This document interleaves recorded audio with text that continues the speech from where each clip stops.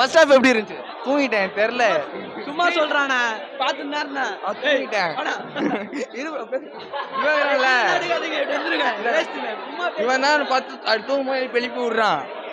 செம்ம தூக்கம் வருது. காலைல 8 மணி 9 மணி எழுப்பி விட்டானோ. செகண்ட் ஹாஃப் வந்து சொல்றேன் ப்ரோ. இந்தாரோட ஆக்டிங் தான் பிரதர் இங்கே பார்க்க வரணும். சூப்பராக இருக்கு பிரதர்.